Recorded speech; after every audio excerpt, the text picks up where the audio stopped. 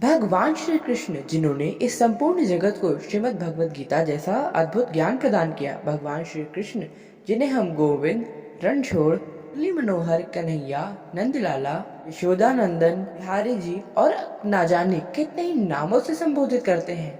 श्री कृष्ण वो हैं जो कि एक संपूर्ण योगेश्वर भी हैं और एक पूर्ण रूप से गृहस्थ भी। श्री कृष्ण एक महायोद्धा भी हैं अथवा महाज्ञानी भी। परम भगवान श्री कृष्ण के ऊपर ही हमारा आज का वीडियो आधारित है। यदि आप भी परम भगवान श्री कृष्ण के अनन्य भक्त हैं तो कृपया इस वीडियो को अंत तक अवश्य देखें, और यदि आप हमारे चैनल पर नए हैं तो हमारे चैनल को सब्सक्राइब कर बेल आइकन अवश्य दबाएं, जिससे सनातन धर्म से संबंधित सभी वीडियोस की जानकारी आपके पास सबसे पहले पहुंचे। आइए वीडियो शुरू करते हैं। जय श्री राम, जय श्री कृष्ण। तो आज की इस वीडियो में हम आप सभी को भगवान श्री कृष्ण के ऊपर कुछ अननोन फैक्ट्स बताने वाले हैं। ये तो आप सभी जानते हैं कि भगवान श्री कृष्ण को दूध, दही, माखन यह सभी बहुत अधिक अत्यंत ही प्रिय हैं। भगवान श्री कृष्ण ने वृंदावन में रहकर अपनी कई सारी ऐसी लीलाएं करी हैं। तो क्या आप जानते हैं कि जब भगवान श्री कृष्ण अपनी मैया यशोदा को छोड़कर वृंदावन से सदैव के लिए मथुरा जा रहे थे, तब उस समय अंतिम बार ही दूध से बने हुए व्यंजन खाए थे। उसके पश्चात अपने संपूर्ण जीवन में दूध, दही, माखन, घी आदि इन सभी का त्याग कर दिया था। फैक्ट नंबर 2, बहुत से लोगों को ये पता ही नहीं है कि भगवान श्री कृष्ण का राधा रानी के साथ विवाह हुआ था। भगवान श्री कृष्ण का विवाह की जानकारी हमें ब्रह्म वैवर्त पुराण में मिलती है। भगवान श्री कृष्ण का विवाह भांडीव वन में हुआ था और यह विवाह स्वयं भगवान ब्रह्मा ने करवाया था। क्यों लगता है भगवान कृष्ण को 56 भोग का प्रसाद? आइए मैं आपको यह बताता हूँ। जब परम भगवान श्री कृष्ण ने गोवर्धन पर्वत को अपने एक उंगली पे उठा लिया था, उसके बाद 7 दिनों तक उन्होंने भोजन नहीं किया था, और जब 8वें दिन जब सब कुछ शांत हो गया था, उसके पश्चात ब्रजवासियों ने यशोदा मैया से यह पूछा कि भगवान श्री कृष्ण को वो किस प्रकार भोजन कराती हैं। माँ यशोदा ने सबको यह बताया कि वे अपने लल्ला को हर दिन एक दिन में 8 बार भोजन कराती थी। भगवान कृष्ण ने 7 दिनों से भोजन नहीं किया था, इसीलिए यदि हम 7 × 8 करें तो 56 यानी 56 प्रकार के भोग तब से भगवान श्री कृष्ण को लगाने की परंपरा चलती आ रही है। इसीलिए भगवान कृष्ण को 56 प्रकार के भोग लगाते हैं।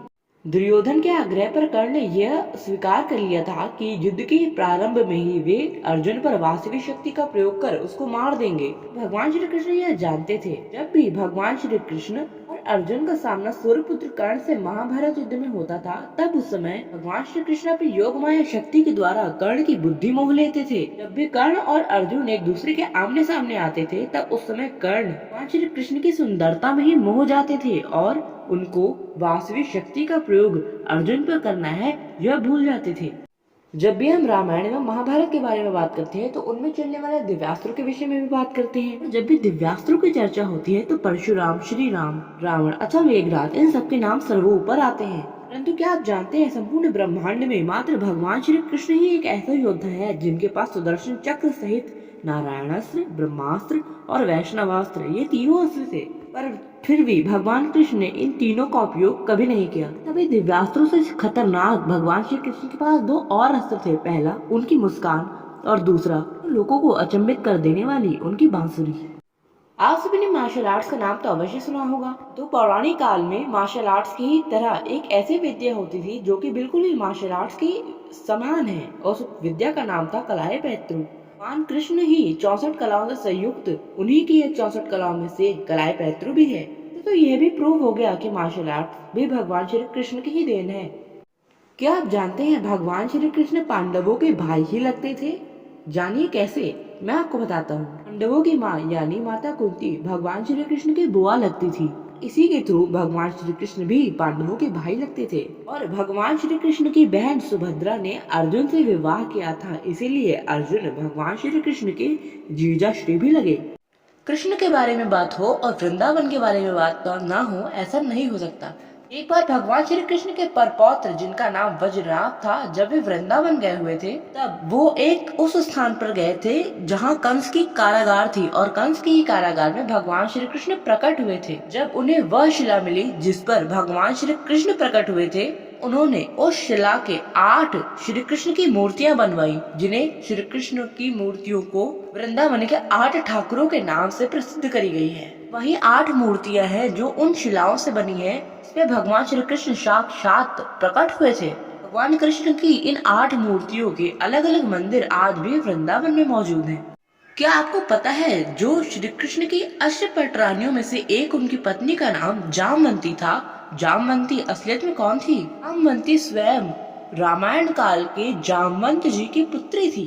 भगवान कृष्ण जामवंत जी से मिले थे तो उनका उस समय जामवंत जी से युद्ध हुआ था, जिस युद्ध में भगवान कृष्ण ने जामवंत जी को पराजित कर दिया था और पराजित करने के पश्चात जामवंत जी ने अपनी एक पुत्री का विवाह भगवान श्री कृष्ण के साथ कर दिया था।